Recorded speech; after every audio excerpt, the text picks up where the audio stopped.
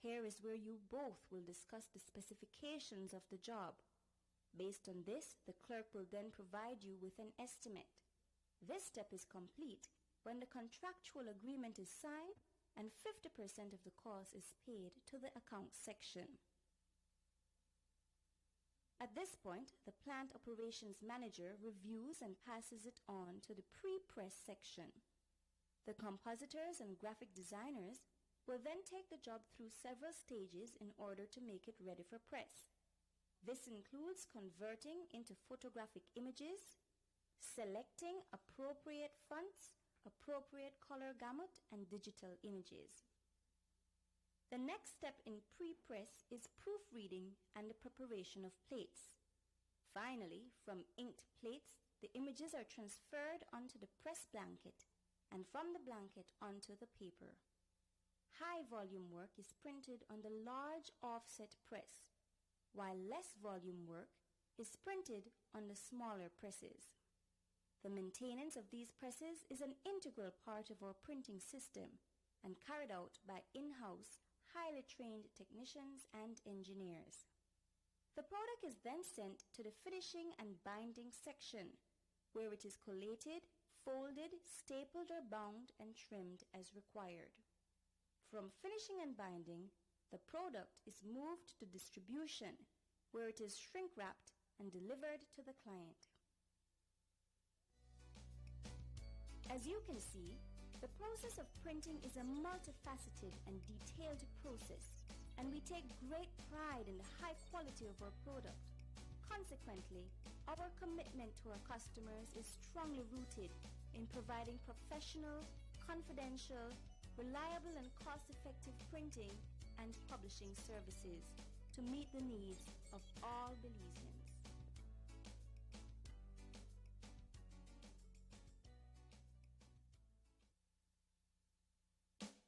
The rapidly developing nation of Belize relies heavily on printed materials for promotions, packaging, and publicity. That is why businesses and organizations prefer Print Belize, a customer-friendly company with over 130 years of printing excellence.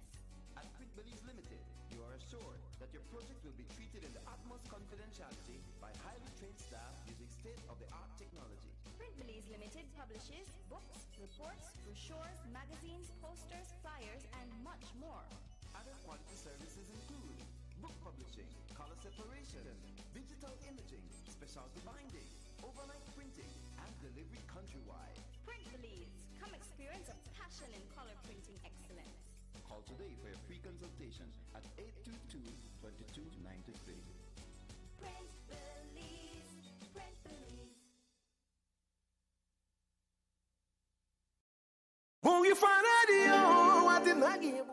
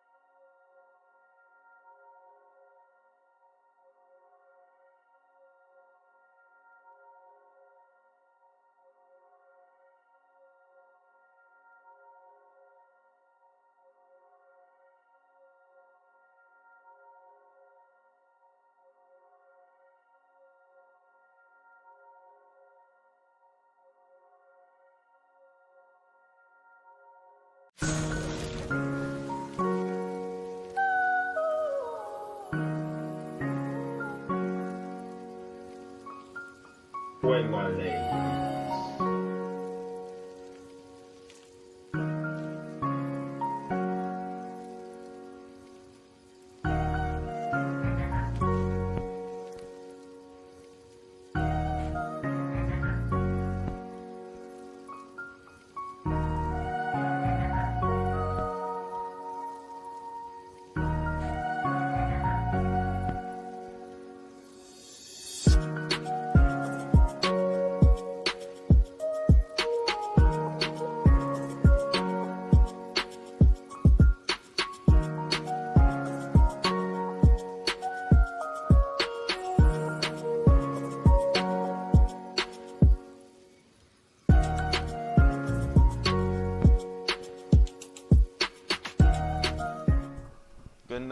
Good night, and welcome to another edition of the BK Sports TalkShow.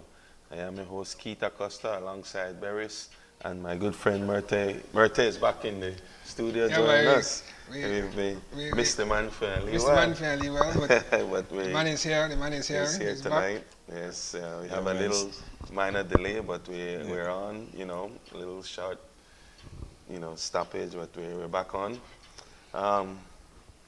Tonight we have a very interesting show for you guys. We have someone who's very familiar with myself in the likes of Bart Sanchez. The Bart Sanchez. The Bart Sanchez. I grew up under Bart Sanchez. I learned a lot from Bart Sanchez, and before there was a Keith Acosta, there was a Bart Sanchez. The same Bart Sanchez that the Hurricanes game. Yes, the same Bart. We're in the middle of every action. Yes, the same Bart Sanchez, and I wanna before we go out deep, we wanna pay a little homage to give our condolence to the Pilgrim family for in the loss of Mr. Pilgrim. Yeah, Mr. Harrison Pilgrim. Mr. Harrison Pilgrim, a well-known senior man in the family, senior man in the community. Big in the insurance world, big in the sports world. He was a track athlete in his day, and up to the day he lost his life. He was still a supporter. He was actually the general secretary for track and field. Yes, he was. So he was en route to support the U18 and U20 team. That's a good right. That's a good right, and I think it's Mr. Gill, Mr. Tillett. I'm not sure. He wrote a good piece on him. Yeah, I got a chance to read it. I think earlier this morning. And that in itself is that he was doing the duty of a sportsman. Yeah. On his own because Shane Williams wrote it. Yes, because Mr. Pilgrim, could he could easily be one of these silent donors in the corner, still supporting. Yes, but he took it on his own. When the last time I saw him, it was when there was I think it was in Nationals, right after Dimitri had won at Carifta games, and they came down and they ran for the Nationals. He was out there lining kids up at the starting line. That's right. The gentleman was over 75. I think it was 75. I saw in the news about him. He was still active. He was on hand. His involvement was on hand. His involvement wasn't on the side, doing, behind the scene. He wanted to get out there and assisted, and it's a huge loss for the family and friends and the sports world, and we want to like I mentioned, send our condolences to the Pilgrim family. Yeah, for sure. I know all of them very well. I know the family well. Yes. Giselle, Gertrude, Adrian, also known as Adriani, Andrew. Yes. Andrew has been around basketball for some time with the Belize Bulldogs, so we know him well. We want to send words of condolences and say big up on a life well lived, Mr. Pilgrim. Yes, he did his work. He did his part. We want to touch base on the track and field event, which he had been a part of, where our people had went in there and win I think 7 gold medals. 17 medals total. 17 medals. Yeah. Seven gold medals, 17 medals total. I think it was. Yes. Yeah, something to that. They were having success, and it was great success. Anytime you go and you take part in these types of events and you represent the country, you're not representing yourself. You're representing Belize, and you know, we want to give a shout out to the kids that went there and did well.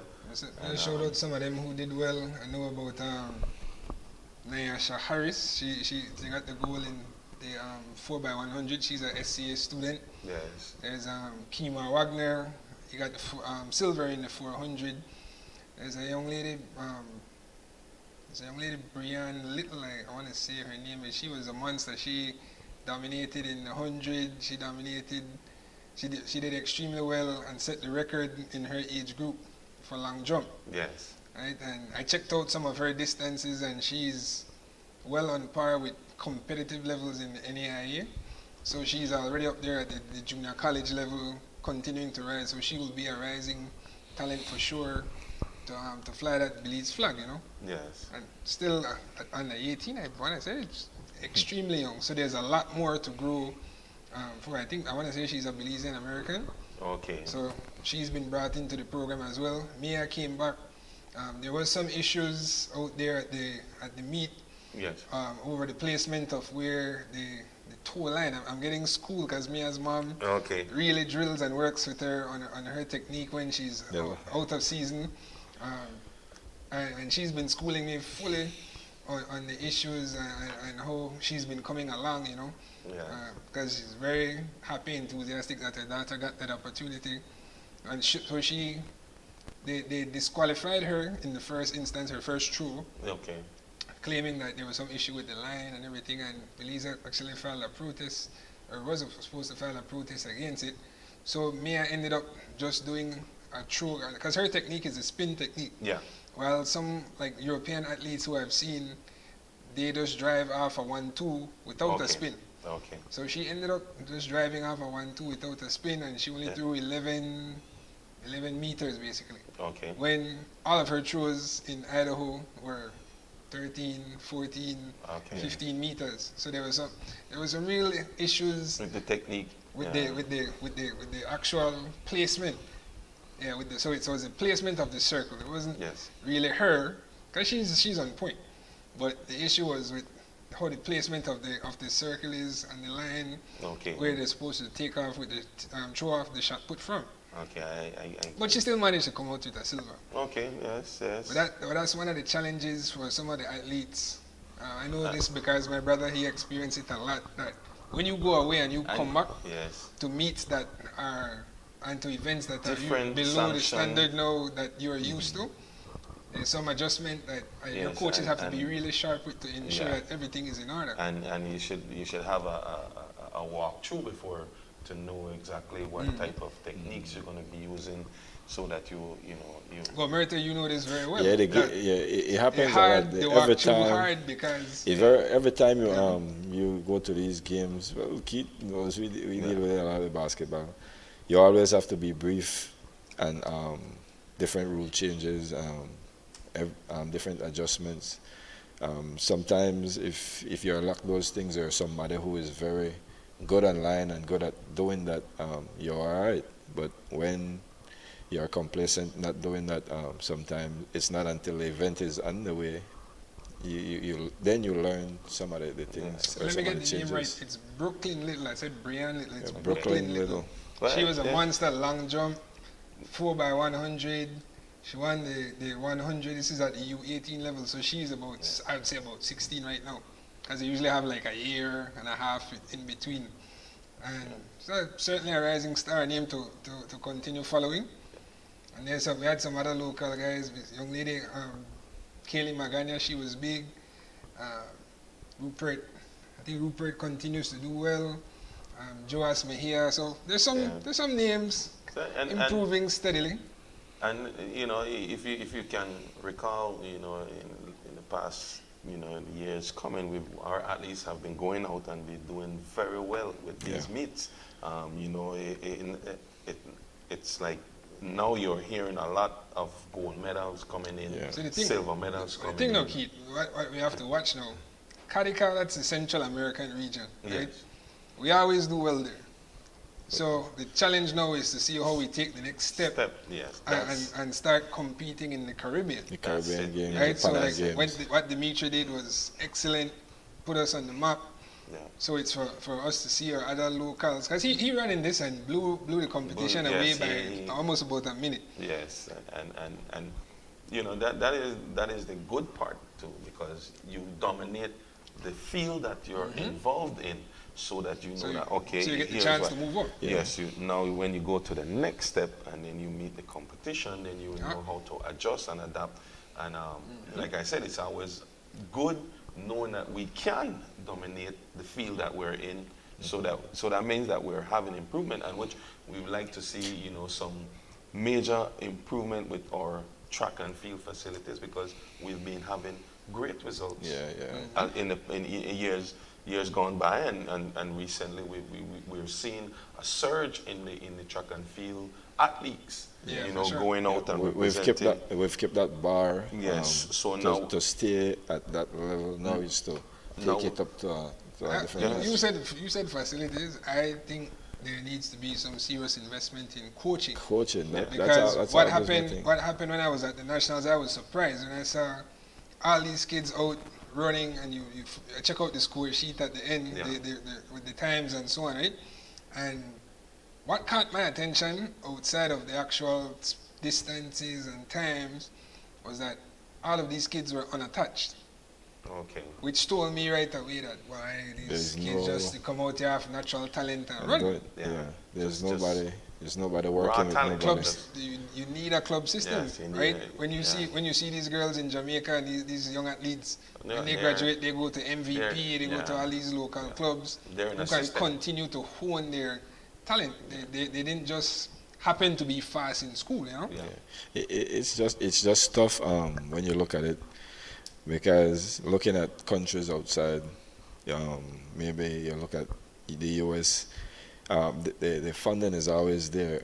You have people that, for example, did track before, walk away from it, but there's still a way to go back into the sport, gain an income, and make that a career after playing or partaking in these events. So at this time, looking here, it's hard to get people to just volunteer their time, and that's a big part to it too. I think if it's something that we're noticing, I know the powers that be are noticing as well, because it's there. Even if they're not noticing, the kids are putting it in front of them, you know. So we hope that. And I want to encourage everybody to do what Track just did. Jahid, right now, that's another thing. Jahid right now is acting as president. Okay. Because there was a whole bunch of chaos. There was some votes of no confidence and some petitions that came out, and the long-term president, Dion Sutherland, finally decided, I'll resign. Okay. Yeah. Right? Get it over with. Most people were surprised who follow track and field closely, because he's been around, except for donkey's years, right? He didn't want to leave at one time. You want to see? Well, we're hoping to see changes at the top, changes, and the athletes are representing, so the athletes will be there, and we just need the organizers now to organize properly and have our athletes keep moving forward. You know. After a time, man, you just gotta change. The sport evolve so fast, so quick. But moving away from track, we want to go to the I think it's I don't know if it's a surprise, but there was a huge game over the weekend. The Orange Walk back to the basketball world. We had the Orange Walk Rebels visited the Tiger Sharks, and for myself and Myrtle could tell you, going to the island is one of the hardest places to play. Tough. So we knew that it would have been tough for the Orange Walk Rebels in San Pedro the start of the game just basically tell a lot about. We had a big game. The guys Orange Walk went out there being down 1-0, and to keep their season alive, they went up against the Tiger Sharks. And what you think? That one, you were following it closely. I was talking to Merete a bit on Saturday night. Me, him, and Troya, we were plugged in. Yes. And I was telling them from the start that when I saw Orange Walk jump out and they were controlling the game in the first quarter and a half, right? And you realize that the score never really ballooned. Favored them. The game Really didn't favor jumped them much into at all. The score. significant double digits. Like San Pedro was just hanging around. I told the guys, I said, "Boy, remember this thing is a game of runs. Yeah. So if you as a desperate team can't open this game after controlling it, this home team will make a run back." Yeah. And they had a big plus because they were having a good game from Chengo. Yeah. Chengo was having a good game, after quite some time. But the game changed when Jacobs, I think, got... Yeah, when Jacobs got tossed. Jacobs pretty good on the defensive end. He guarded people. He's a solid. And then while watching the game, I realized that Leroy was in casual. Mm-hmm. So talking to him within the game, he told me that his shoulder and different things, so he was on the injured list. Now those are two guys that you can bring off the bench with high defensive intensity. And I think and change the game a bit. Defensive intensity, I think those are two guys who just are tough. Yeah. Right? Yeah. And in a hostile environment, you need guys who are tough, because certain man hands are really sweaty. Right? Layups seem a lot tougher. And they miss a lot of layups. I tell you. Leon is a national team player now. Yeah. So he's a veteran. He's a veteran right. player. So he's been around, he's seen a lot, he's been in big games. Yes, he's one of the guys, he's not afraid of the moment. Crunch time, he'll go and beat your free throw line for you. Yeah, he'll take shots. You need a big shot, nobody want to take it. I think with this series, not only this game, the little spurts that I saw him playing, they were quality moments. Yeah. And he was playing big, so that was a tough one. He was showing great ability and great things.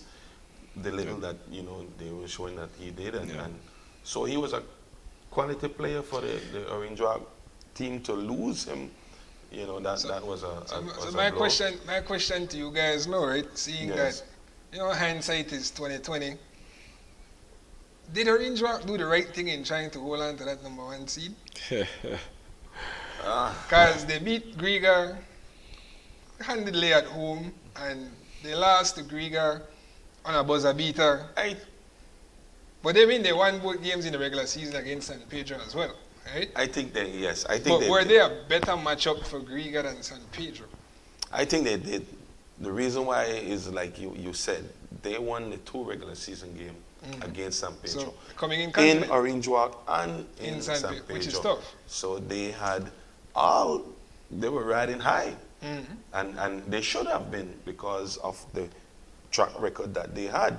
Now, come playoff time, now we know it's a different style of game. Now you got to rise to the occasion, and for Orange Walk, to me, they were in the driver's seat. Everybody kind of was second guessing San Pedro and what they were doing and what they got going on, and everybody look at Orange Rock and say, okay, you're the number 1 seed, you have a good program going on, you're this, but that's like a meltdown. That's like a complete U-turn, from you being the number 1 seed and getting not even going to game 3. You get beat 2 games straight. And you started off at home and you lose at home, and then go on the road and you close out important game, and you still lost. So something happened. At the beginning, I stressed that Orange Rock needed to win game 1 at home, because going to the island is pretty tough. Going to San Pedro to play, we could go back to that series, beating them in the championship game. Losing game 1, me and Keith was up until probably 5 a.m. We probably didn't even sleep that morning. Yeah. Just talking over different things. We had a talk with Coach Darwitt in practice, and our game plan going out at the island, you have to attack them first. You have to be the one that you have to punch first. Have them chase. Don't let them be once they're ahead on the island. That's it. And watching that game, Orange Rock looked good really early, but at the end of the first quarter, they were still down by 3, I think it was. So you know what it is. San Pedro is back in the finals. This is 7 out of Six out of seven. 8 out of 7. 6 out of 7. Yeah, because they were there the first. Yeah. It was the last. The only year they didn't make it was when Defenders and Hurricanes. Defenders and Hurricanes played, and then of course 2020. Yeah. 2020 was called off as well. Yeah. Yeah. So 6 out of 8. Yeah. 6 out of 8. That's pretty dynasty. good. That's some dynasty numbers That's you're pretty talking good. about. Yeah. I think it's kudos to you know, the organization when they brought in Bovell and they brought in Jihad. I want to touch on Bovell. That turn, they turned that whole. I see Jihad contributing, but I think the major thing is for me is that I think Darren Bovell gave that team hope. Yeah. I don't know what he did, what he said, or what happened, but he turned that team completely around, and the San Pedro that we knew wasn't there early, but the San Pedro that we know is there now. Yeah, but, you know, so. Bovell, man, say there are things that Bovell do that we will not see all the time. Yeah. Recently, he's been posting little clips. For example, when they played Orange Rock, they work out in Orange Rock Stadium every day, or at least 3 or 4 times that week. Yeah. So they were caught off guard with anything. He recently posts clips of them in the Civic Center 1 a.m. in the morning. Now imagine that's different type of commitment. No, that brings you know, that brightens a lot. That brightens a lot. If you can get a team to go out and practice at 1 in the morning, man, that shows the type of commitment that team these guys are running through the wall for them. Bovell know the game, man. He know the game. You know, that shows that the guys are really locked in, and especially around this time, you wanna lock in for now. Now it's like, I think the final is gonna be a best of 5, right? I think No, another thing with the San Pedro too, you have Arana.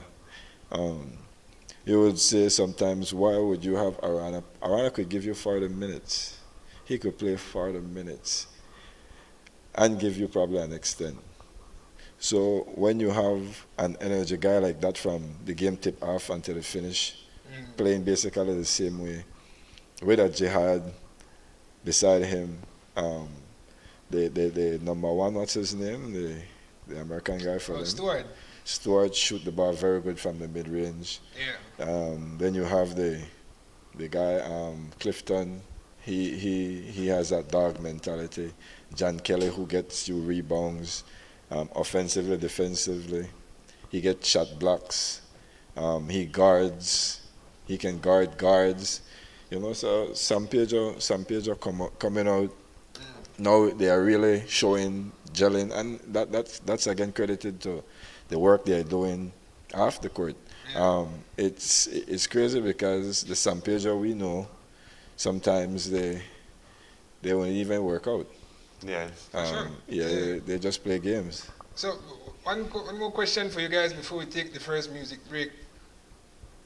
Who do you think they'd be looking to match up with? Because I know if I ask Rico say, I take anybody will come, they could get it. I think they want? I think they would want Briga. I think they would. For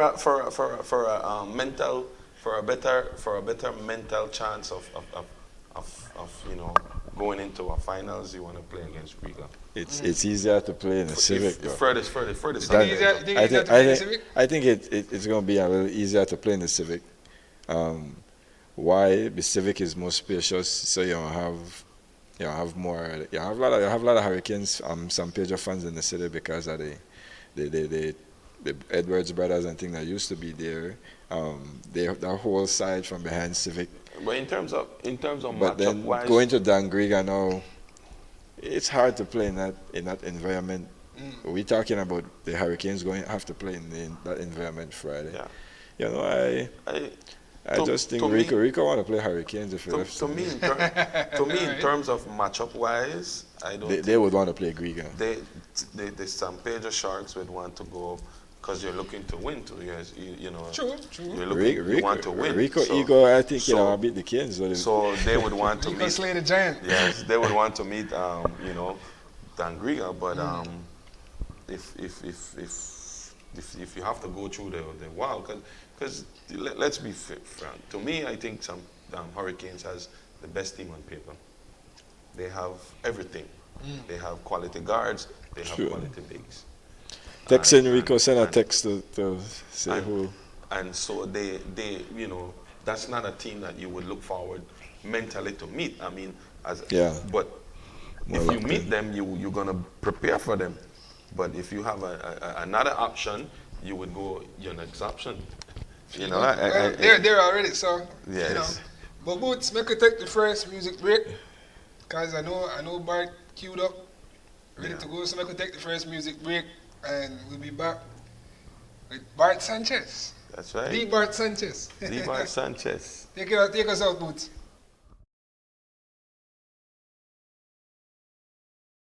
We'll be right back after these messages.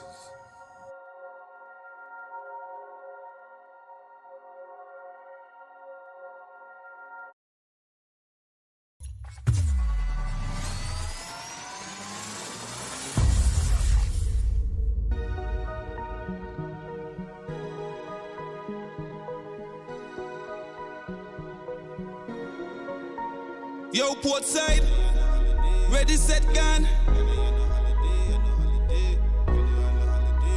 Almost thinking of. Yo, Portside, no they on a holiday. Man, I work at the bills now rest. Youth every day, just another day. Man, I grind, come me need my check. Say I want me birthday, come no me now slow down. Me I hustle for the bread, hustle for the bread. From New Year's time to when Christmas come, me I hustle for the bread. Yo, Portside, ready, set, gun. This are for the hustlers we get up at dawn. Hustle every dollar, I fi get up and go on. If I talk, Costa Narva, little fruit stall. Big up every handcard man with Balkan. And the man them why I wash two car or courtyard forward. Chase the check, I know no time for style. Hungry, not take no day off. Portside, no day on a holiday. Man, I work at the bills, now rest. Youth every day, just another day. Man, I grind, come me need my check. Say I want me birthday, come no me now slow down. Me I hustle for the bread, hustle for the bread. From New Year's time to when Christmas come, me I hustle for the bread, hustle for the bread. The bills now rest. People with jobs still a live check to check the bill. Them sky high, the tax them no less. Minimum wage, me laugh, it do vex. Big up every bus driver. I ganja, their blaze a lighter.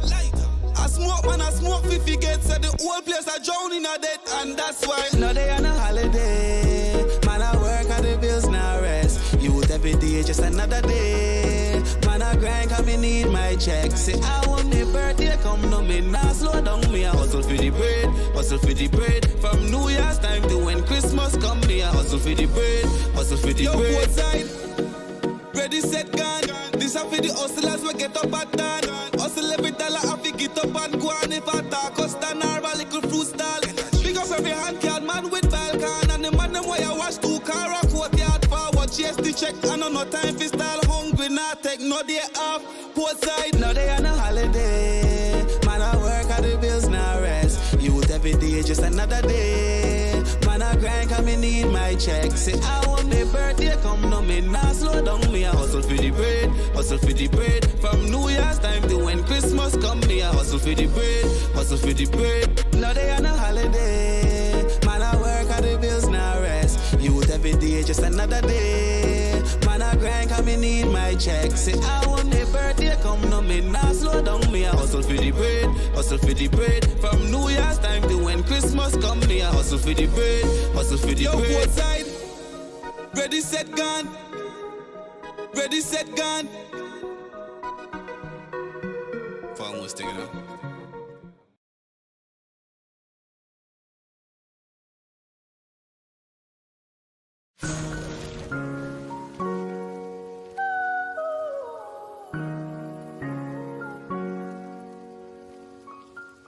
When my name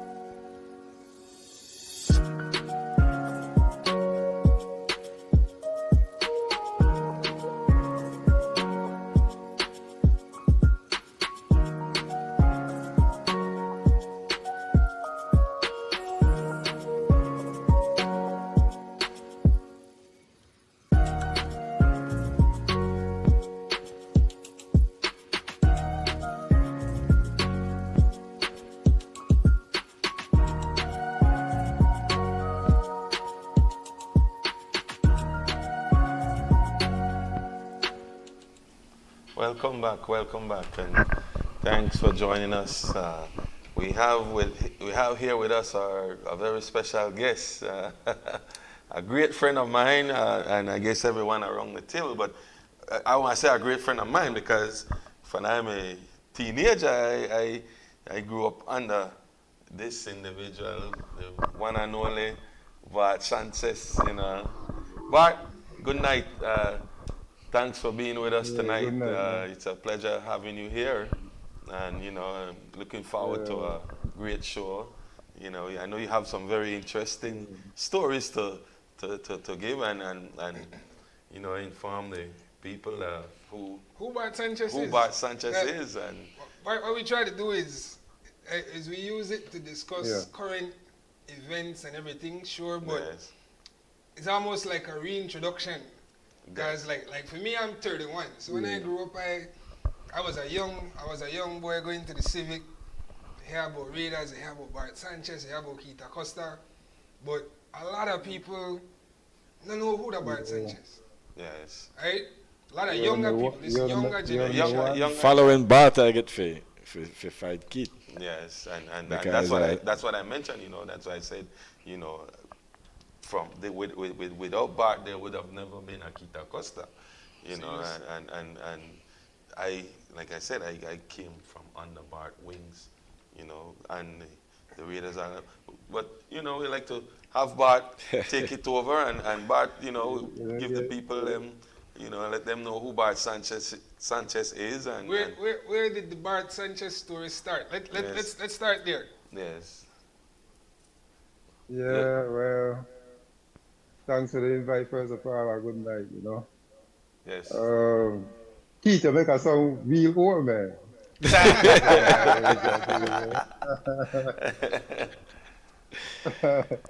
But, that compliment, I appreciate that, you feel me? And on the same token, there wouldn't be a Bart Sanchez without Keita Costa to say away. Yeah, so we both complemented each other, but my story started way back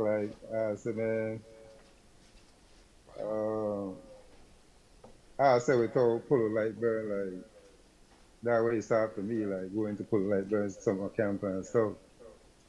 I remember the man had one of the biggest summer camp way back in, I remember the year, 87, 85, 89, I don't really remember the exact year.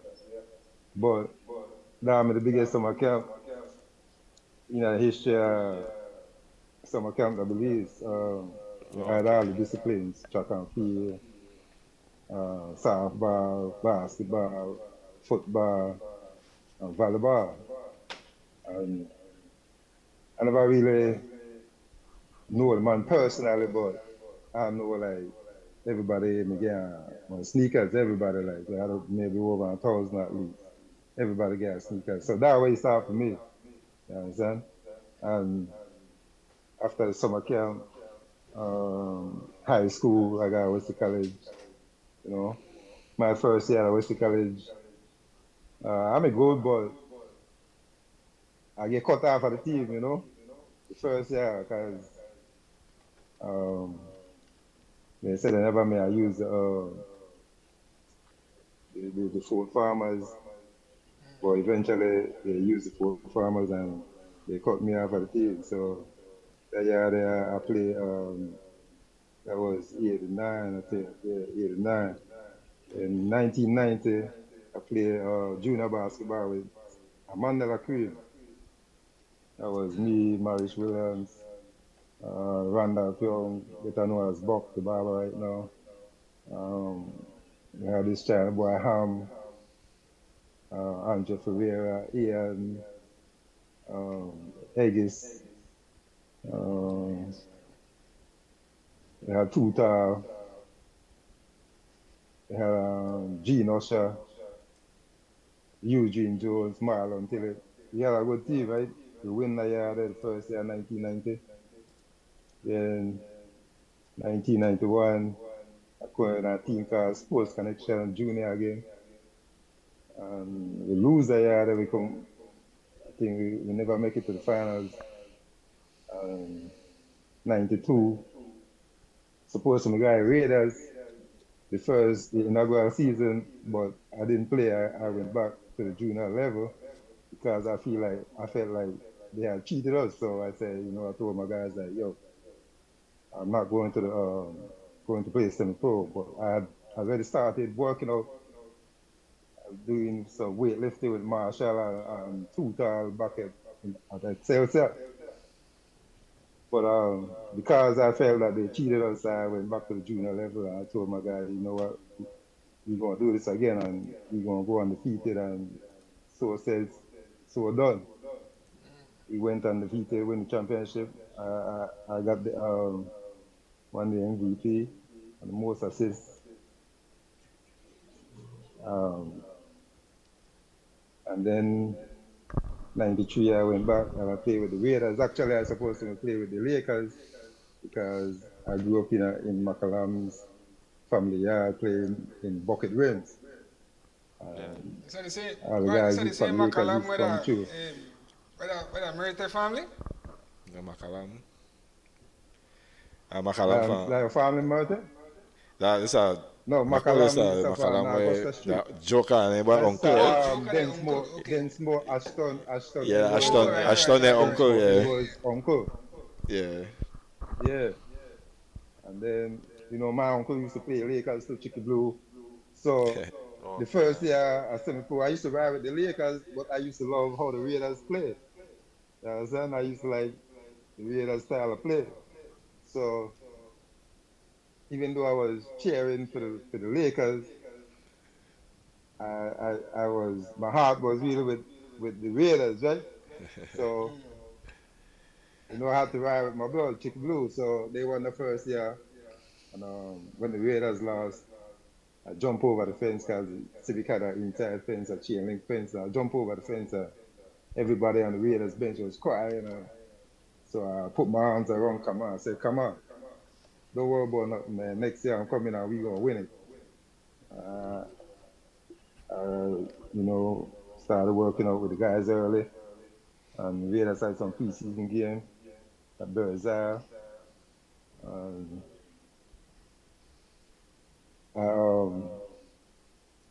I don't know, I think he came 94, right, Keith? Yes, I came 94. I started off in 94, so you didn't win 93 with us. We won 93. Yes. We won that year, and it was a good year for me. I had a good year, a good season. We won like 93, 94, 95, 96. Then when Keith came, I think when Keith came, the team got much better, you know what I mean? And we play well together. Right, I have a question for you. When did you realize that you really could play at that level? Do you recall that moment where you felt like, you had arrived as a player on the national scene? I knew this from what I was at the junior level, man, because we used to work out hard, we used to, at a young age, we used to work out hard at the junior level. We had this coach and trainer, George Stillett, and he used to play football, coach football, and he used to give us some football training, man, real football training. So then he used to take us running and stuff around the city and stuff like that. So from I was a young kid, even before that, my dad used to take me jogging in the morning time, maybe from I was 9, 10, 11, and swimming. And same thing, my granddad, he was a boxing trainer. I used to train Fitzroy Giuseppe. He used to take me running and swimming early in the morning too. You had everybody wrong. You had the right pieces. Yeah. So I know I could play on that level from I was at the junior level. I mean, I probably was the best player at the junior in my time, And I felt like if I had played with the Raiders that year, 92, I think we would have won, But I don't know, man. I'm sorry I didn't play that year, but I'm glad I went back with my team and we went undefeated. But I knew I was I, on that level, even from high school. From high school, like I was putting up big numbers and stuff. So I I, knew I was on that level for a long time. Bart, I wanna ask a question, right? Um, and Yeah, this question stems from you know watching the pro level style play today's date, the NBA and thing, and you're seeing players come into the NBA and they're being recruited for their style of play, whether they're tall, yeah, short, or whatever, and the team recruit them for their style of play. Going back to the early 90s, playing, with, playing with I think you were ahead of, like your mindset was ahead of everyone else, and because reason why I say that is because you were like 6'4", and in that yeah. time the minute you span over 6 feet, they tend to want to put you at the forward position or at the Small bigs position. forward, yeah, Yes, center, and one of the yeah. most impressive things about you is that from that time, you never swayed from your position, which was the point guard, two guard, which was a major factor for your success throughout, I think. But from where did you got that vision to hold firm at your position to say, you know what, this is that to me was very impressive to see that holding your position. You're not going to put me at no forward or no center, and I'm going to stay at the guard spot. And in that time, you were tall, almost taller than if you recall in the 90s, height was a thing that wasn't much around in the game. It And was lacking, yeah. you having that height, they could have easily said, Bart, go play the center or the forward, but you kept to your position, and which was very impressive. Where did you get that mindset from, and what made you stuck to that? Well, like watching the NBA, my favorite player was Magic Johnson. Right? I Okay. used to like Magic. I used to like Larry Bird. I used to like Michael Jordan. So I patterned my game off those guys. I like Bird for the shooting. I like Magic for the passing, and I love Jordan for the dunks and stuff. Right. Yeah. So I think Jordan was 6'6", Bird was 6'9", Magic was 6'9", and all of them had great hands. You understand? Yeah. So and then what made me stick to my position, I think, like I never even know, like I still have the same body structure. I still have the same weight. You understand? Like I wasn't like maybe they thought I wasn't strong enough, but I could have played in post too if I wanted. Yes. You understand? Sure. You. Because in some of those games, I was guarding AC. I used to hold Shabba Yes. at certain time, certain point in the game. You understand? And I think I held my own, Yeah. but I couldn't do it for the entire game, but just for periods at a time. But I just love playing the point and the two guard, man. I really love that, and I love passing as much as I love scoring. So it was like kind of natural for me, right? Yeah. Don't find that every day. Yeah, And that was, yeah, yeah. that was something. And then it was an advantage for me because whoever had to guard me was always smaller than me. Yeah. So it was kind of difficult for them to stop me. Yeah. So I love that position, man. I love that position. Even now, I love the position. I like our two guards and point And guards, and small the forward. early, and this was from the 90s, and if you notice now, big guards is a thing of today's game. So and Yeah, you had that from the early 90s, you know, up early to even up to 90s. today, there, which Early to me 90s. I think was very impressive, like I mentioned. But Yeah. you know your Yeah, style of Michael. play, the energy you brought back in the days of your play.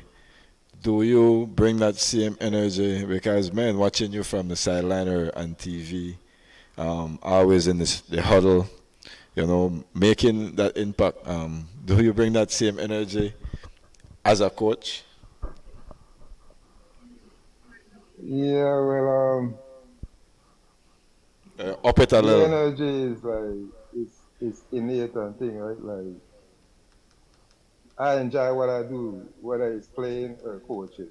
This is my first year being on the sideline for any team, but like it's interesting to be being out there and seeing guys doing what I used to do. Like I can't do nothing else but bring that same energy, man, because I enjoy it, and I just like I enjoy playing. I enjoy being on the sideline and watching guys playing hard and going to war, So that's something like I was born with, Like Yeah, I can't see myself just being on the sideline and sitting there just being quiet. So I'm like, I think that's what the league was lacking too, man. Like yeah, when I attended a couple games, I didn't see coaches being enthusiastic and being hyped up, So that's me, man. Coaching or playing. That's just me. But since Murta brought up your sideline exploits as a rising star assistant coach, we have to dive into it a little bit. You started out the season with the defenders, and you made a move. I don't know if it was you who made the move, or you were released from the defenders coaching staff and you moved to the Hurricanes. Um, what I wanted to touch on was your state of mind joining the Hurricanes team. Uh, Seems like their culture fits your style of coaching and how you engage with the game of basketball. So could you tell us a bit about how that transition has been going from the defenders to the Hurricanes? Well, being with the defenders, it was like I think when I was with the defenders, it was like first and foremost, it was a move that I made. It was a move that I made. I didn't get released. It was a business move. Um, Defenders, Hurricane offered me a better deal, and I just took it. I mean, I never signed no contract with Defenders. We never talk no money talk, you know. Um, when I like both teams really, but for some reason like I like being around the Hurricanes because I think like the professionalism, management wise, the coach like Jamel is he handles things differently from me, so I'm learning a little bit of stuff from him how he deal with certain situations. Um, I like the players like, for example, Fraser. Fraser remind me more of myself. Like I used to talk a lot, used to trash talk a lot. You know what I'm saying? So for me, being around the Canes is much more. It's better for me because I like the style of play. They remind me of the Raiders. They play hard. You know what I'm saying? And like I'm still learning, man. Like as a coach, I'm still learning. Like I was just a player, but I'm still learning. And I'm learning a lot from Jamel. I mean, people talk a lot about he's not a good coach or anything like that, but a lot of stuff like that. But man, to be around the man, only then you gonna understand, right? Tell us a bit there about what that experience has been like, because you grew up under some. If we had a Hall of Fame, you grew up under Kamabach and Marshall. Those are all time. Macho. Those are all time great coaches in Belize. He has played under Macho. Yes. Right. So what's it like? Yeah. What's it like being in a film session, being on the sidelines, being in a practice with Coach Jamel Wagner? And especially with you being involved with two of the top elite teams of today's day, you know, seeing their programs and seeing past programs that you've been involved with in the 90s. What's your takeaway on that? Because in today's day, they always say, you know, the coaching system is questionable, and they need different coaches and they need, you know, better coaches. What's your take on that? I don't think you need better coaching. I think, like, comparing when we used to play and now, I think when we used to play, the training is different. I could say that for the most part. Like the training is stands out. Different, totally different. Huh? The training stands out. Yeah, the training is different. Like, these guys nowadays, they don't want to do no road work. You know what I'm saying? Like, we used to do road work. We used to run 5-6 miles, you know, like 8 miles. Definitely. You know, maybe 2-3 times for the week. Sometimes we didn't do road work. Sometimes Moores and Marshall would say, you know what, these guys look slow. These guys look like they need to work on endurance. They would say we need to work on speed, so we would do some shorter runs. And when we need to work on our endurance, they would take us on some longer runs. But now, these guys don't want to do no road work, man. And that's why you see down the stretch, a lot of guys get tired. Like, they get tired. I watch Orange Walk, I watch Riga. And even the Hurricanes, even defenders, all of them, they get tired down the stretch. We never got tired down the stretch. And I used to do my own personal training. Like, I used to go to the gym. And I never used to lift heavyweight, but I used to do light weights, a lot of repetition, you know, because of my body structure, you know what I'm saying? Yeah. And then I used to go to Marion Jones and put in my 5-6 laps. Then I would go to the hangout, cool off, eat some banana, eat some orange, burn with myself, listen to the waves and things, then get in the water, do all these swimming. But what I used to do was mostly diving. Like, I would just dive and try to see how long I could hold my breath. You understand? So that used to help me. And, you know, my lungs used to get a lot of exercise. So how could somebody who doesn't put in that type of work could hold me on the court for 40 minutes? You understand? So I think right now, guys yeah, go ahead. Let me ask, is that something that's coming from the players, or is it the management doesn't have control over that? The players are not receptive to the coaches and the management, or is it what's the cause of that, you think? Well, you know, like with defenders and Hurricanes, like I wasn't there from the initial, right? So I think it's the players, and it's a mixture of both. It's players and management, because if the management say, "Yo, we're gonna do some road work today," then yes, in our time, when Marshall say, "Let's go," you gotta go. Exactly, you understand? So I think it really stems from the management. If the management doesn't put its foot down and say, "This is what we're gonna do," then the players, they go do what they want. You understand? And you know the thing with when we used to when Marshall and Moses come, I used to say, "Yo, we gonna do some running tomorrow." You only had a couple players who used to dish those road work, but they didn't do it all the time. I'm not gonna call no names, but right. Yeah. But you have a few guys who used to ditch the road work, but we always had 10, 12 guys every night, every night. We used to could scrimmage every night. And right now, being with these teams, sometimes they can't they can't even scrimmage because players are not even No, there, and not got enough bodies. it really upset me sometimes because I mean a lot of these teams, especially the team I'm with, we have a lot of foreign players, right? And these guys they ain't working. You know what I'm saying?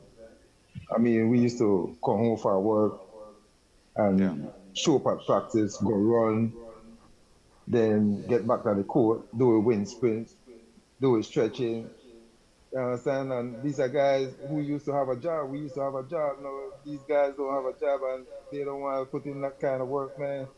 Imagine if the Hurricanes was putting in that kind of work. Everything would be getting blown away by But over 20 points. I'm telling you, man. They you don't see think that. You understand? you think the injury plays a factor? Um, because when you used to put in that work, your body gain that strength. You get stronger at what you do. Yeah. You think now players using injuries, or you think with not being strong enough on the court causing some of these injuries?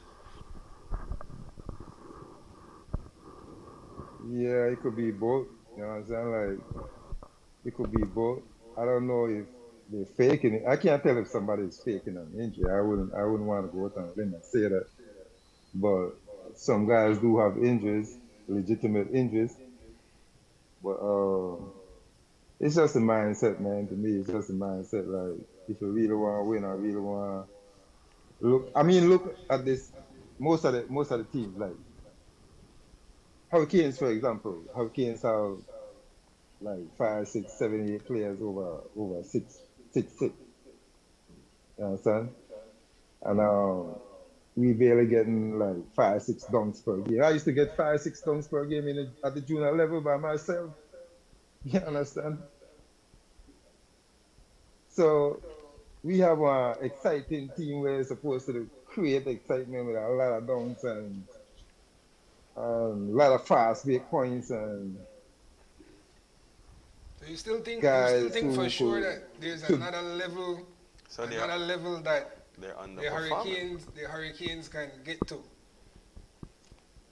definitely, man, definitely. But if they don't want to put in the work like we used to put in. And the times have changed because even at every level, like even in the NBA, they don't do road work. At the high school Yeah. level, I don't know if they do road work. Understand? So everything has changed. People don't work out like that no more. I think they think maybe because it's too strenuous. But you know, I used to listen to my dad, man, my old man, like after I became very good at what I did. I used to always listen to my dad telling his friends like, cause his friends used to be my friends. A lot of his friends are my friends. So we would meet up, let's say at Mike's, and we start talking basketball. He would say, he taught me the game, and then I used to think like, well, he never one day went on the court with me. So what is he talking about, right? And then I start thinking, and then I say, you know what? He really, because when I started reading this physical fitness book while working at St. Michael's High School, BDF gave me a physical fitness book, man. I started reading that, and then I started reading about the 5 components of fitness, right? And then that made me understand what my dad was saying. He was actually telling me like about the running and the swimming because the 5 components of fitness are cardio, muscular strength, muscular endurance, flexibility, and body mass. You understand? And he used to take me out early, go run and swim. Then my granddad used to take me early running and swimming too. But when I used to go run, I used to always feel this pain on my side, like under my ribs, like something wrong in my ribs. So my grandpa used to tell me like, man, you just got to block a wind. And I Yeah. used to always wonder how to stop and hold my side. And then you tell me you can't stop, just continue run. And after uh, months and thing, I start feeling a pain, right? But really and truly, man, that the game, you have to get in a shape first. First and foremost. Once you're in a shape, you're going ready for anything. You're going ready for overtime. You're going ready for double overtime. You know what I'm saying? You got to prepare yourself, man, physically. You got to prepare yourself. You know, the Hurricanes, they put in work. They go to the gym. They lifting weights. But I used to lift weights like pre-season, like just before the season. I never do it throughout the season. You know what I'm saying? And then I used to do aerobics in my house too, man. You know, I used to do aerobics. I used to do push-ups, sit-ups, squats. You know what I'm saying? Yeah, man, you know. Cause like me, when I hit the court, I always want to be the best, you know what I'm saying? I always want to be the best, and I don't like losing. I didn't like losing. I know if I deal with losing, but I don't want to walk off of the court being a loser. Definitely. So you have to prepare yourself physically and mentally. All right, so I say you don't like losing. So let's talk about the win. Last week, Friday, you guys kicked off the playoffs. You were on the sidelines after a couple games. There were a couple suspensions. Yeah. Some issues with the league Yeah. there. But being back on the sidelines, of course, it's good. Always good to see you out there. What were some of the things you saw that Thank you. really decided the game? Because it was a close game for about 3 quarters, and then it kind of blew itself open in the fourth. Well, the Hurricanes blew it open, I should say, right? Yeah. How was I that think, game won? I think if you watch a game early in the first half, we made about 8, 9, maybe 10 turnovers, 7, 8 turnovers, maybe more. But we ended up with 10 turnovers for the entire game. So actually, we probably made about 1 turnover in the second half, and like Dan Griga and every team who plays us, they always have this adrenaline rush, and they always come on and play good first, second, and maybe half of the third or for 3 quarters. But then the fourth quarter, Hurricanes, we always like tighten up our defense and try to make the right plays, and that's what happened, man. We just was making better plays down the stretch, and we took care of the ball. We were making our free throws. Um, we were making our jump shots, like Vic made 2 big threes and a jumper in the paint. And Chris Fraser was playing good all night, So I think defensively, defensively and taking care of the ball, that was a big difference to me. And then Griga don't really have they have a good team, but they don't really have nobody off the bench who could come here and give them big minutes and big points. You understand? So they good, but they're gonna have to make some adjustment for next year, and they gonna get better, man. Griga, I like Griga, man. They play good. They have good players, and it's just their bench, man. It's just their bench. Well, one of the things, I know you have a big game. You guys have a big game coming up this Friday. You're going to an environment where, Griga is a very hostile environment. But they're a great team at home. I think from my personal, they haven't lost at home, huh? I doubt it. Nobody beat them at home all season. I think from my personal take on that, I think the leadership will be a big factor for the Hurricanes going into Friday's night game. With all those things that we mentioned, a hostile environment, Griga hasn't lost at home. Griga being a great team at home, the Hurricanes leadership will be put to test this Friday. I think because of those factors there. Are you guys making any preparations or any to challenge such, or are you guys just taking it easy and going into Griga? Knowing that you have a home game back in your back pocket. Yeah, well, we ain't taking nothing easy. We ain't taking anything easy. Like, we want to close out. You know what I'm saying? We want to close out as, anything could happen in a third game, right? We don't want to give them no life. You know what I'm saying? We already saw after the game one, we already saw that they were hanging their heads down. So, like, they were already dejected. So might as well just go Griga, just close out. Like, we are not doing anything special. We know what's at stake, and we know what we gotta do. We just gotta bring the intensity and make sure they don't jump us. No 20 points like the first time we went down there. I was with defenders the first time, but they ain't gonna jump us. This is the first time. I'm telling you right now, and I put it out there. This is gonna be the first game they're gonna lose at home. Okay.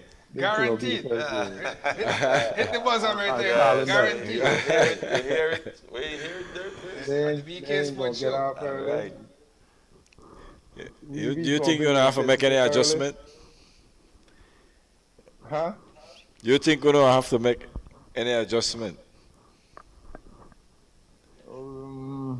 I think the only adjustment we need to make that is like make sure they don't jump way. Like the first game, make sure they don't jump way, keep it close, and just continue to play the stellar defense, man. And just make sure we do what we supposed to do. Make sure we do that what we have been doing to win us games. We don't really have to change anything much. All we got to do is just. I think the biggest adjustment is not letting their fans get in the game.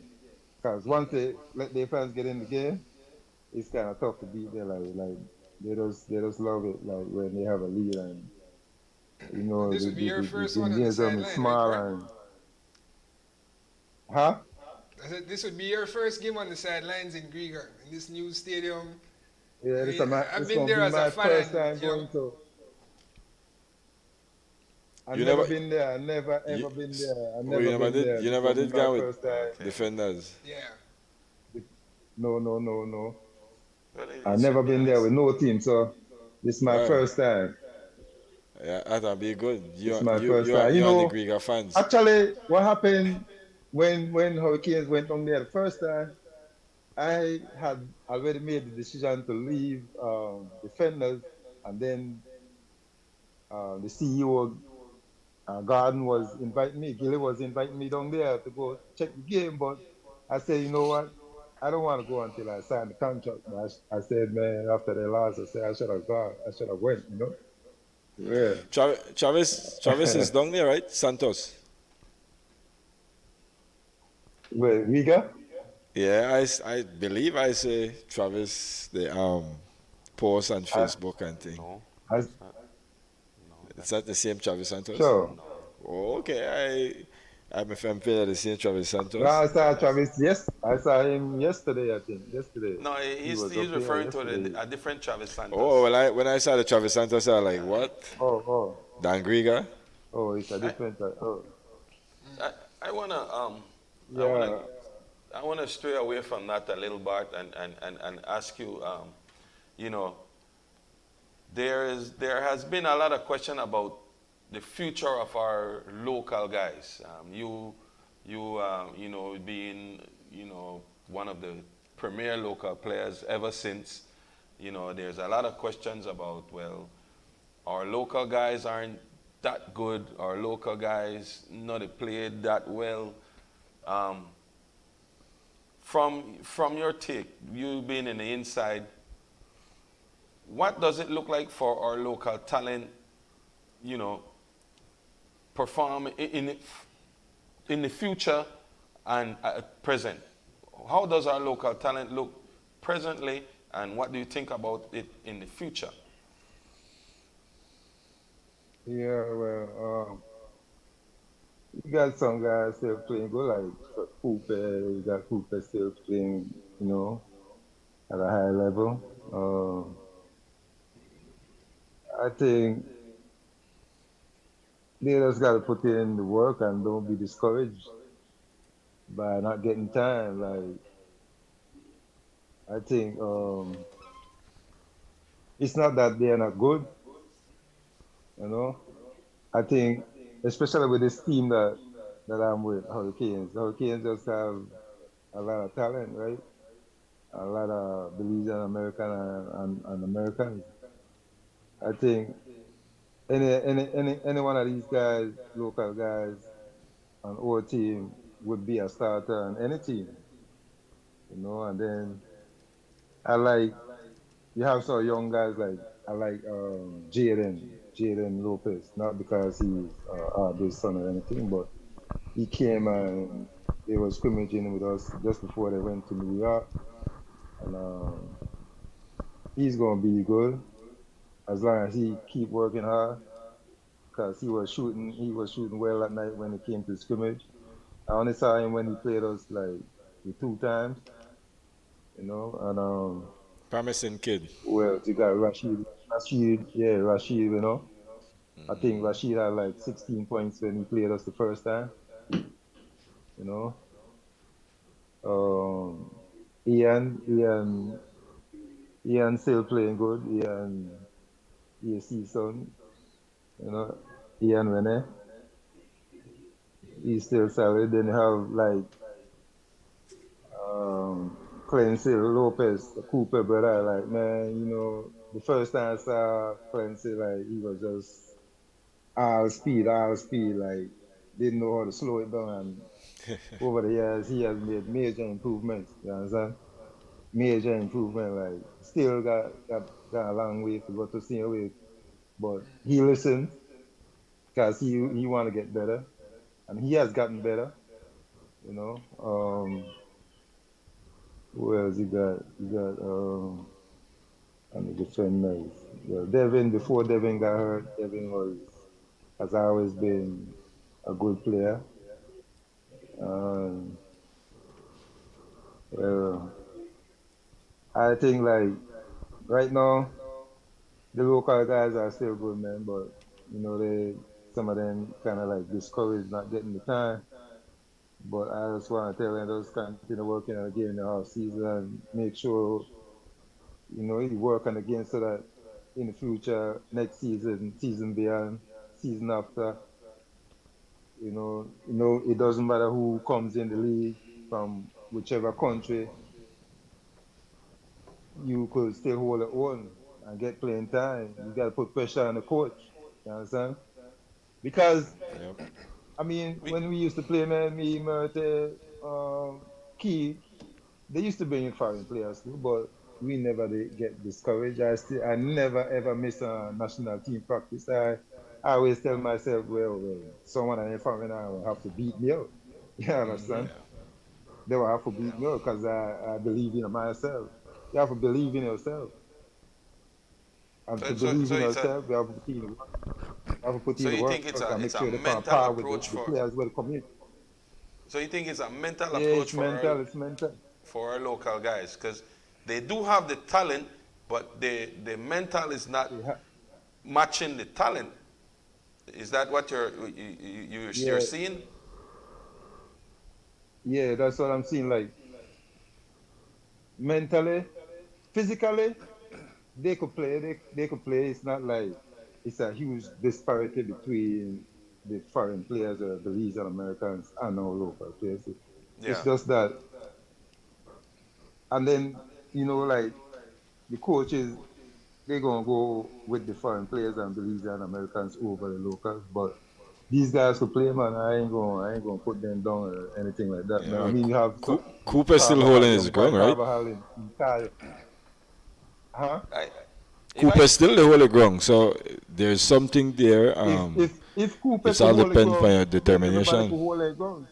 Exactly. And I agree. Everybody can hold their because I agree, because if I can give you an example, I can remember one time we were having a national team practice, and the coach, which was a foreign coach, was giving instruction on doing drills or whatsoever, and I can recall clearly when he asked for someone to step up, and you would have local guys. I'm not gonna call any name, but it's like they would, instead of stepping up, they would step back, and then you would have where the coach would be there for like a little couple seconds, and nobody wants to step forward. And I was there being the senior, I don't want to step up. I want to see which one of these guys will take the helm and say, you know what, here I am.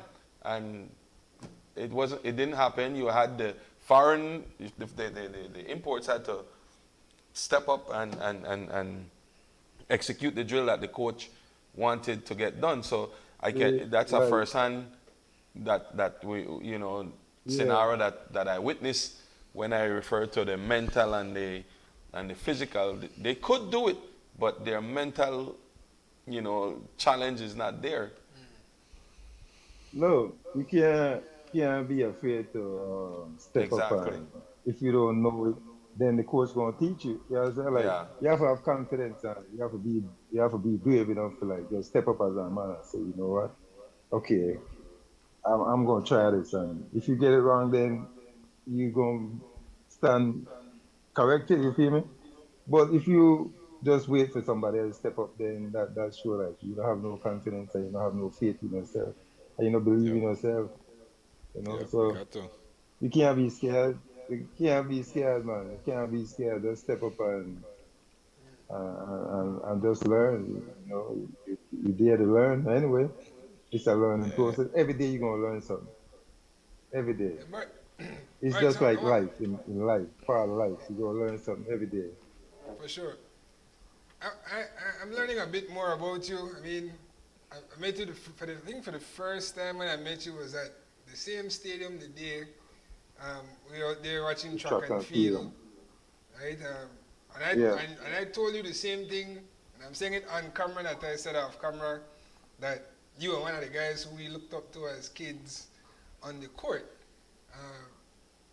Do you think over the years, and I left impressed, to be honest, that firstly I really get a chance to talk to Bart, the reason, I'm only 31, so a much older guy than I am. You're smart, you're very in tune and have a high level of IQ when it comes to the game and how sports should be developed. Do you think you've gotten a bad rap over the years because you display your emotions on your chest while on the court? Yeah, I do.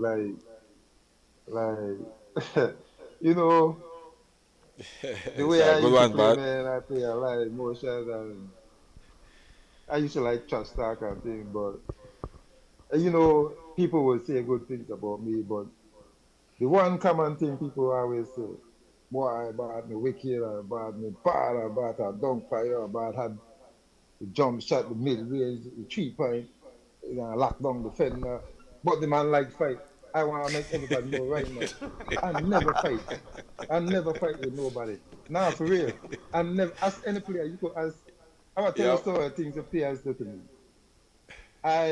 One time I went on a layup, and it was against Crum Stadium, and I made the layup and I hit the floor. I ain't gonna call the player name, right?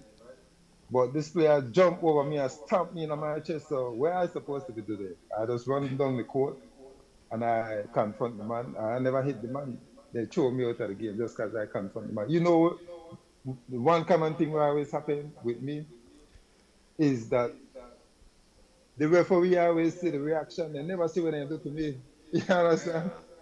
I never hit nobody, man. I never hit nobody. Today, camera changed that, but I might have talked to the ref there a lot, but I never hit nobody, punch nobody. I never do nothing what players did to me. You understand? Nothing. I never did nothing, man. Like even the championship year 1999, where Keith get an alley hoop, to win the game. What happened in the game then? AC made a kill we, so I tell Mose, yo, make I hold AC. So AC inbound the game, the ball, and I put my forearm for like the man will run up the court. I put my forearm here and Manchester to slow her down. The man slapped me, you understand? And that was kind of create the chaos and then I get thrown out of the game because I run down the court after AC. You understand? Then I showed the ref how my lip bust and thing. I asked them, if I would have just bust my lip by myself. The man then threw me out of the game. So I did in the locker room now, and now the game done. So when the game done, I come out. I think we lose because I said we don't lose the game. You understand? When I left the court, I think Keith me get 4 pound 3-pointer and make the 3 free throws, okay? I made it. When Lie didn't follow. I made the 3 free throws. I mean, a 3-pointer, right? Yeah, I made it. Yeah, it was a 3-pointer, and I made the 3 free throws. We were down by 6. Yeah, make the 3 free throws. 5 or 6. No, we were down. We down 6? More. 3, 4. No, we down 4, I think.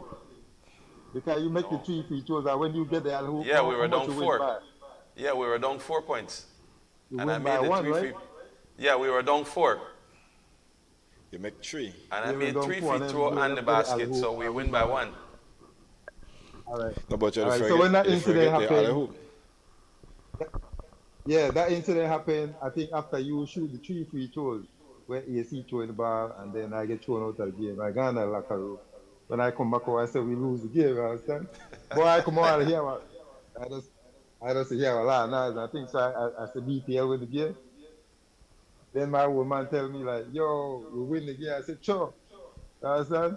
I never even see the play, man. I see I play it by TV, you know what I mean? I see I play it by TV. And I get to see it live. And I can attest, Bart, I can attest to what you had mentioned earlier about conditioning, because that was at the end of the game when you would expect for us at that time, our players to not have their legs, and we still had the energy to finish 40 minutes and more without, because if you don't have your legs, you can't get up. A bunch of people left that game. So that showed the level of conditioning that we took serious from our early days, and in comparison to now, where you have situations where guys don't want to do track and get in great conditioning. So if you could finish plays late in the game that require legs, and you have lacking of such in today's, the difference is there. See, when the body get tired, the mind want to get tired. You know, so like once you're in a shape, man, you don't give up on nothing. You know? So you because we could have easily give up on the game. You know, but I don't know who draw for the play. I think Chicky Blue made the head coach at the time. I don't know if he dropped up the play. I mean, it was a play. Pass was on the money. But it was a play that remember at the time I had just came back from school, right? Yeah. And it was a play that we were running at school for myself. So it was a play that we use, You play, and I went out the same time with Garnett. I draft up the play. Garnett make the pass, right? Yeah. Doc make the pass. Yeah. Doc Garnett made the pass. Everyone Doc Garnett make the Garnett, pass. Yeah. The pass was on the money, And like Doc always make good passes, man, because I can remember 95 and 96 when it beat Akros. Akros had we up about 6 or 7 points with about 57 seconds left. And that game them got in overtime. And Doc you sealed the deal with it. BSN and double team and passed the ball to me, and I hit. You sent it in the overtime. The X still can't forget that shot, Yes, that's right. the reason man can't forget that play then because I think that year when Akos brought in some Belizean Americans, right? They had like eight, They had brought it. two foreigners. Yeah, they I had. think what you're seeing now with these teams is a duplicate What used to happen. of those early years. So, hold on. So you tell me across Exactly, but the thing is, Hurricanes back then? the Exactly. thing But is, lose to the Raiders. Across And was lose to the Raiders. Across was like Hurricanes today's date. You had two foreigners, Yeah. which was in Steve Leary and Manute Ball Leary, and I can't remember the other foreigner. they also had Everett Barrow too. Yes, correct. And they had a They bunch also of had Belize, Barrow. Gilbert Strawn. Then they had Oral Elrington at that time as well. They had about four or five. They had about four or Belize and five, American. right? But yeah, we had none. We had none. We had zero. We had zero foreigners. And smoke thing. Yeah, we never. we The only time the didn't believe in started foreigners. bringing foreign players was The only time the first foreigners that 99, Raiders I think. brought in That's was it, yeah. 1999. Pittman And the next and big Bullock. guy, Reggie Bullock. Bullock Maurice and I Bullock. think Darwin we played that year there. No, Darwin played 99. Darwin played 99, yes. And that year when Darwin hit six Yeah, threes. Darwin, Bullock Yeah. and Pittman. You know, and Yeah. But before that, you had Santino's bringing a Russian 93, 94, you know. Yes. What's your take on it? And, On the foreign players? We've had a discussion where they were like, well, the foreigners, they're messing up the league. A lot of people had different views on foreigners joining right the league. now, like foreigners now. Yes. What's your take on international players? I don't have no problem with them coming in. I think it should raise the level of all local players. You understand? Like I don't have no problem because for the simple fact that when we were playing, they were coming in, so I can't have no problem with that. You understand? Okay. It would be unfair for me to say they shouldn't bring in no foreigners. And I think the foreigners raise the bar, they raise the level of play. You understand? And I think they should just try to control it. You can't have like one team have so many foreign players. But like when we used to play, we had like it used to be like 2 Americans and 3 Belizean Americans, I think. Okay. You gotta regulate it though. You gotta regulate it. You can't have. Okay, so you got to go back to that. Some kind of parity. Yeah. If you take it back to that, then it was nice. It was better that way. But you can't have like Hurricanes. I think have an advantage. Even though I'm coaching, I think we have an advantage in the number of Belizean Americans and American players. Yeah. Understand? And it's not Hurricanes' fault. I think they could afford it. But the league has to set, gotta have some kind of rule pertaining to that. I think we just have to create a balance. Yeah, you have to create a balance, man. You have to, because you don't have no parity. You want to destroy the league. Yeah, you have some team that doesn't want to spend to compete if they can't afford to match that. It's not every team who has the sponsorship that can afford that. For example, like Belmopan had a nice new team right there. Cayo had a nice new team. PG had some good foreign players, but I don't know, for some reason, marketing, whatever, was affecting them. I like the 2 guys from PG, the 2 Dread. Man, they got, those guys can play, you know? Yeah. I like the dude from Belmopan, Tony. Tony, yeah. His name was Tony, right? Jeremiah Tony. Nice.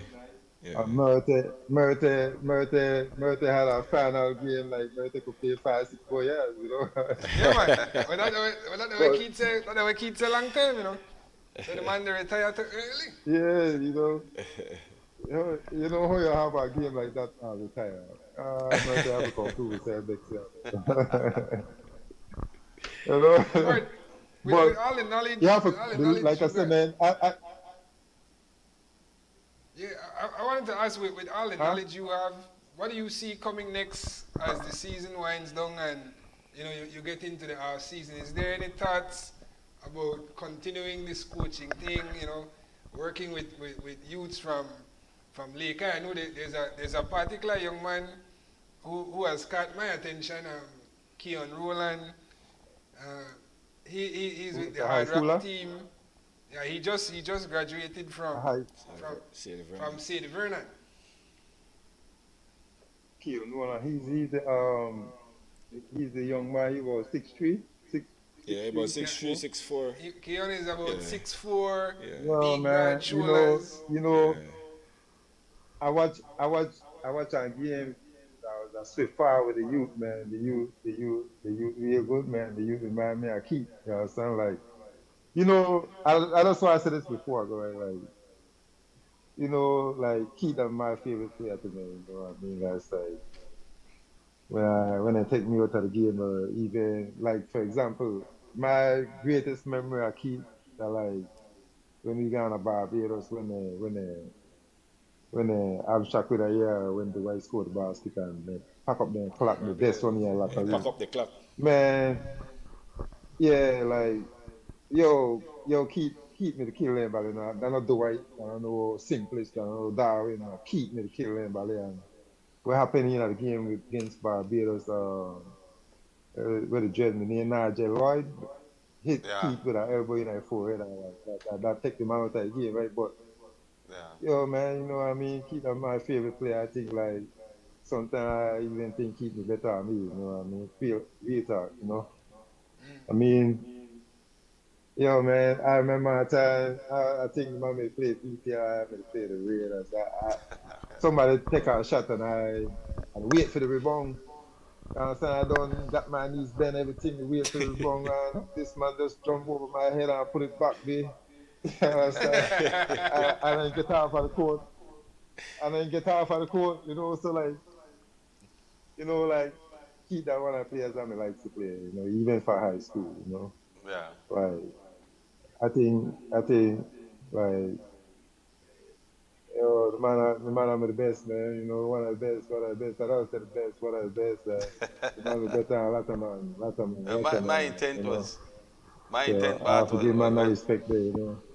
well, I came out at an early time, and I came under you guys' wing Yeah, when you was the leader. You was the number one guy spearheading our team, and I had to learn. I learned from you guys, yeah, and you doing it to us at practice all the time. Year in, yeah, year out. So if you come from under that system, you have to develop, and that's how yeah. Well, we have I another tend to. another leader like Rayman make Yes, anybody mentally tough. yes, Because definite. Rayman I mean a great leader, I mean? Like, yo, like when man does do me bullshit for the court, Rayman I come to me and tell me like, yo, Bob, don't worry about it. I'll take care of that. You understand? Yeah, And he always make sure man respect me, what I mean? He yeah, always get that respect to me, The big brother. yeah. but Well, yeah, man, I like I get to know Keith because of I you, think man. yeah, respect Murte. Check, they follow you, And Murte again, I mean like Murte running to again, the Keith that Murte civic. had the same year like me and Keith, you know. Yeah, So Belize had a lot of great players, man. We just never have the opportunity to like really get everybody out. And that I think we have a lot of young players because I got a son in high school here, man. I see some Lee youth for Nazarene and Lee youth we could shoot the ball like yo. I don't know where he learned to shoot from, but he could shoot the ball. Then guy next to Slim one, I don't know where he made, yo, he freaky with it, point he not made the point guard, but I don't know where he made, but then you there I want to work because I say if I could develop the youth there, you understand? All right, yeah, that For will catch me, up. you ask me if I want to stay at the coaching thing, yes, I want to work with any youth who willing to take the game to another level. You understand? Yeah. Like for me, I'd rather work with youths than for like work with players who don't know the game. Because players who don't know the game, they feel like a man like me can't teach you nothing. You understand? Yeah. I want to teach people who want to learn and who willing to learn. And I know I could take them to the next level because I don't know where I'll take. First of all, I will get me in a shape. You have to work for the 5 components of fitness. You have to work for your cardio. You have to work for your muscular strength. You have to work for your muscular endurance. You have to work for flexibility. As much as people think, oh, stretching, that was, oh, they just stretch. They just stretch. Yo, man, they break down, they categorize flexibility in a two categories. You understand? Flexibility and injury prevention. When you work for flexibility, when you stretch for flexibility purposes, you hold a stretch for like 30 to 45 seconds. You understand? Yeah. When you work for injury prevention, you just hold that like, you pull up like the court late man don't run ball. You just hold a least stretch for like 10 seconds. You understand? But you don't want to enter the no gymnasium or open court, cement court, because for the most part we play for a lot of cement court, and I think that do a lot of damage to our body where we name no meditate phase, right? But it's important to stretch properly. Understand? Like when I stretch, I start from my neck, shoulders, back, chest, and I go down to my legs. Nobody know why I stretch like when I stretch I stretch for like 10, 15 minutes, man. You understand? Like half a stretch, man. Half a stretch. Before and Well, after work, you gotta stretch. well, Very I important. think we're off to a great start, because we have the likes of yourself, already being involved in some of the top teams. We have Darren as well involved with another Yeah. team. We have Morgan, Derek, involved with Yeah. another elite teams. And Time for you come back, kid. we have we have Call him out.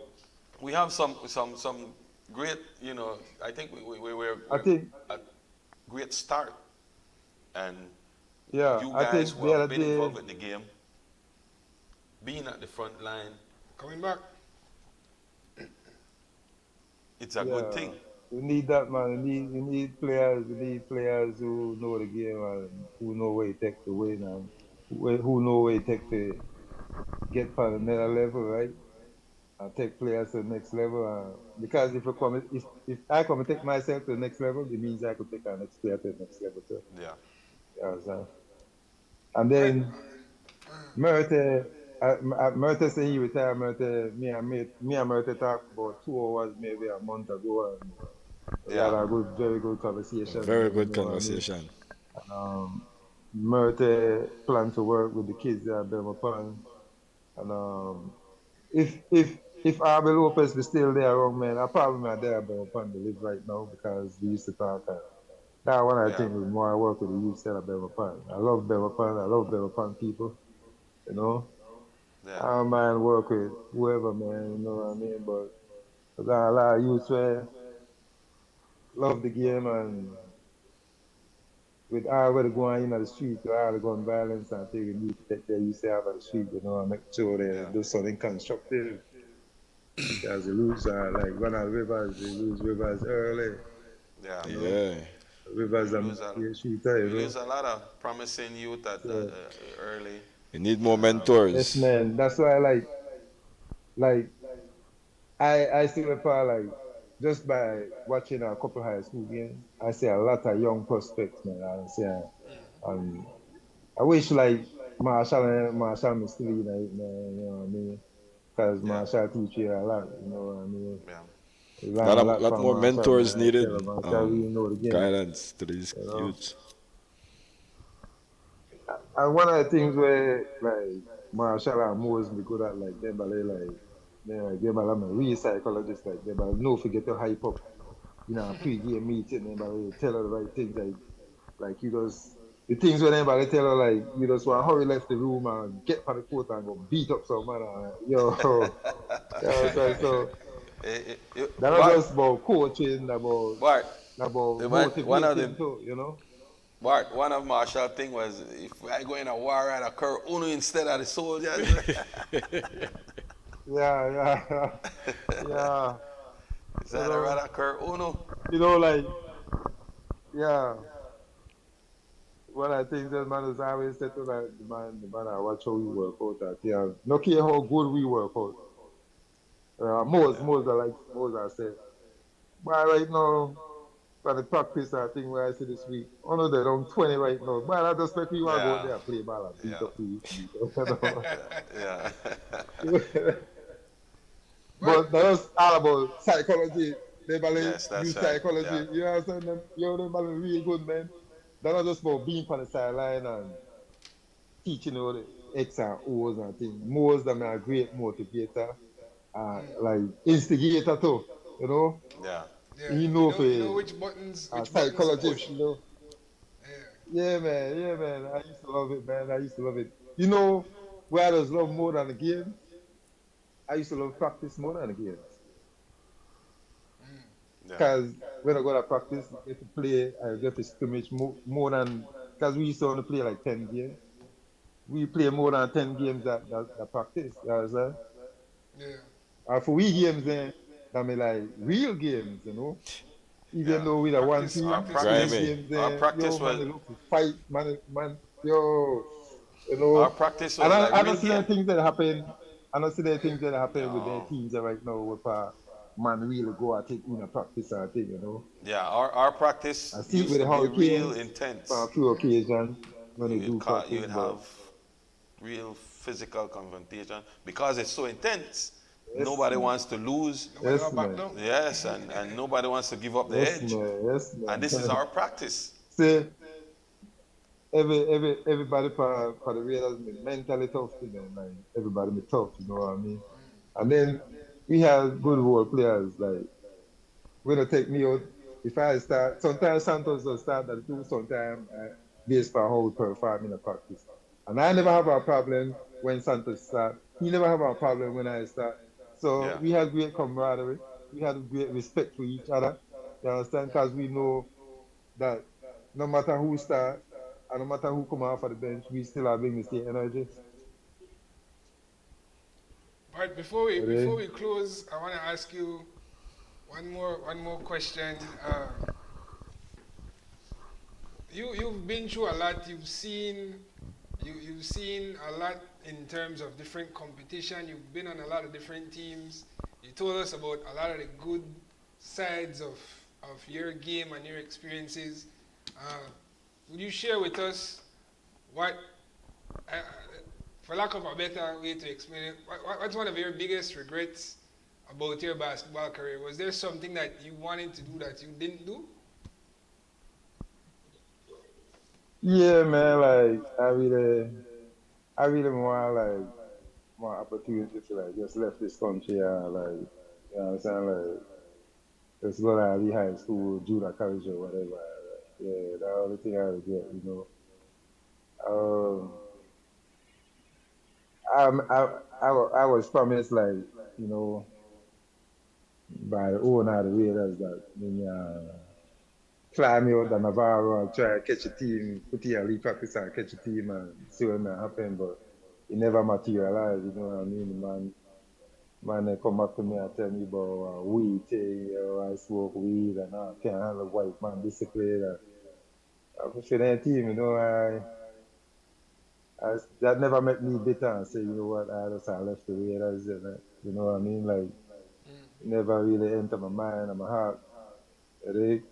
I stick with them, win the championship. And I think it hurt me more like after like when my career finished, I think, because I said, man, you know, that's my dream too, man. You know what I mean? Like that's my dream. I tell my granddaughter at an early age, I'm gonna be the first Belizean to make it to the NBA. I think that's my dream, but it never materialized, right?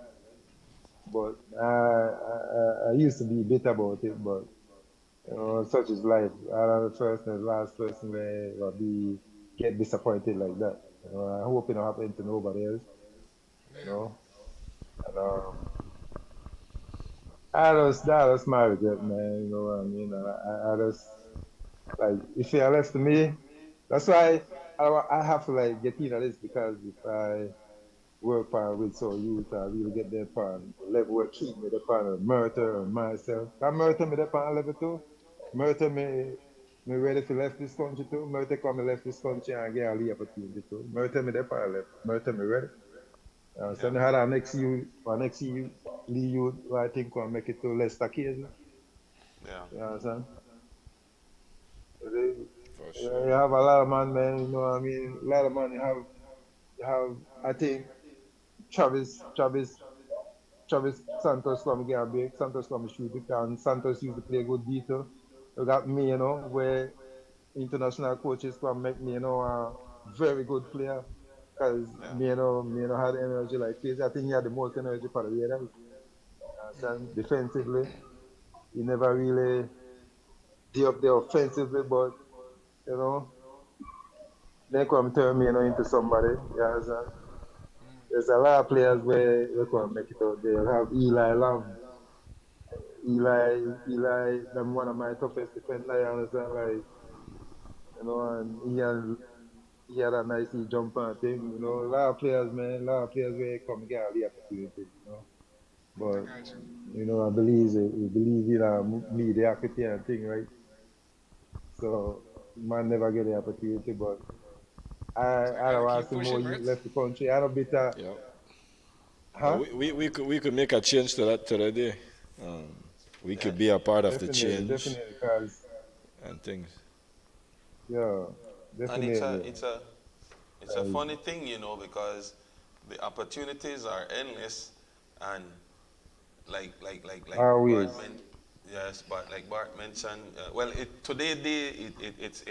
it's more so Yeah, it's than huge. before, and if I can give my lead to saying that, and I'm not saying it's a bad thing, but coming up, I didn't have the intention to go to any university in the States. I never had the intention Yeah. or aspiration to play in the NBA. You know, when I hear about, you know, if I and I hear Bart saying, you know, that was he thought about that and when I looking back, I said to myself, if I had that, That level of It might be aspiration. a different. it could have been a different In our post. scenario, you know. But to be Yeah. quite frank or honest, I never once had the aspiration to go to school in the United States, and I never once had the aspiration to say, boy, you know, I want to play in the NBA.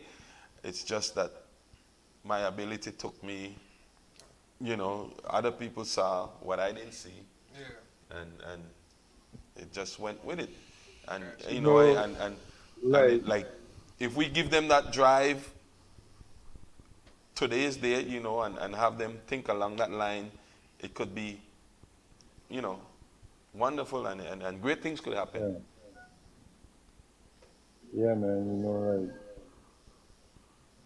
like, I think enough you do it right now, you know, like, I know enough you want that a dream and things, but you don't have no way or nobody who telling that kind of things, and man, you know, like, make them believe in themselves, you know what I mean? Yeah, Because it could happen, not because we're a small country means great things can happen That's right. for yeah, small people. They, great things could happen. I mean, so well, a lot of track people at least get an opportunity. Volleyball players get an opportunity right now, you know. But we can't. I think one of the things I always tell myself and tell people, right? I think we have a lot of wasted talents, like people yeah. just play sports to just play sports. We can't make sports just be like a popularity contest, I believe. This is something where people live off of worldwide. To add to add to So that, Bart, we have to, to add to that, the world is using it. It's just like we are the only one that's lacking behind.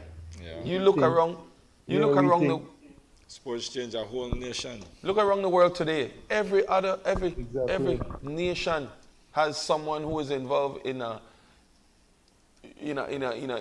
professional league, professional sport. who is earning millions because there's the investment being done in their country. But it's like Look at Jamaica. Jamaica we don't have huge, big time in track and field, like big time gold Kids getting medals. signed straight out of high school, you know. Yeah. They're right across. All the countries around us, they have someone who track and field, football, basketball, something they're involved in at the highest level. Budget. Yeah. The smallest budget every year. Look, they're not just. It's not just sports. Like it's not just sports that they don't believe in or look at as mediocrity and believe. It's even in the music industry. You have a lot of good artists if you really, you understand? Like we don't believe like watch out, we got a lot of young talent, man, in a every discipline. Volleyball, track and field, music, the arts. You just have to pull it all together. Find, yes, man. We could make this country put this country up on a level. We just need a couple of youth to make it to the league and scout for a country, you understand? I feel you. Bart, we want to wrap up. Show the final question. Yes. As you have over 30 years in it, so you've seen them all. Seen them all, heard about it. We wanted to ask you for your championship 5. We always ask, give us your top 5 of all time when it comes to the sport. In Belize, in Belize, yes. Yeah, we're going for the gold medal. So who are your 5? Yes, basketball. Okay. If you had my top 5, why? Well, they always say pull it on number 1, right? I see the man a couple times late in their career. And, I mean, for the level where he gone, I must make it to the league, whatever. Gone to college and things like that. I say Polo. I'll give Polo number 1, Then I say Keith. For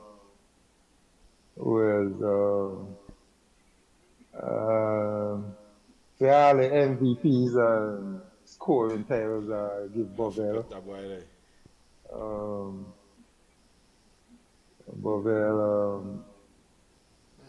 I used to think like Fred Garcia, really take it seriously to be the best. So because Fred has mad talent at 68. But I still put Fred there as a big man, Yeah.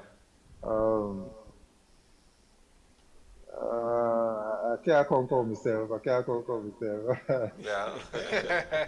I'll put myself. I can't conquer myself. Now 4. Yeah. Now 5 no. You Polo, Fred, Keith, and Bovell. Polo, Keith and Bovell are 5, right? Now my top 5 right there. Yeah. That's a tough. I don't know if anybody ever conked in themselves. Ask that question. Bovell are the only one that conked in himself so far. But it's a good conk. Man. It's a good conk. Yeah. Bart, we wanna thank you for hanging out with us. It's interesting and for me personally to hear a bit more about some of the backstory. I mean, telling us who is your grandfather. I know that might go over a lot of people, but your grandfather was a legend. Cause I know my grandfather was into boxing, so to hear that name, I was like, what? Yeah. But so you could see the athletic talent running in the family. We learned something new about you. Like I said, you're incredibly bright, introspective, so you learn a lot. So on behalf of the guys, I want to say thanks for taking the time out to chat with us a bit. And all the best this You're weekend. welcome, man. Definitely wanna thank you for you. your little time that you given to us and a brief discussion. It was informative and entertaining. And you know, I know you guys have a big game coming up, and I wish you guys the best. And you know, Yeah, thank you. Yeah, man. Best of luck on the game Friday. We are stay in touch. We got some work for doing in the future coming. Hopefully, if you guys win the championship, we get to have you back again and with the trophy. Yeah. That will be nice.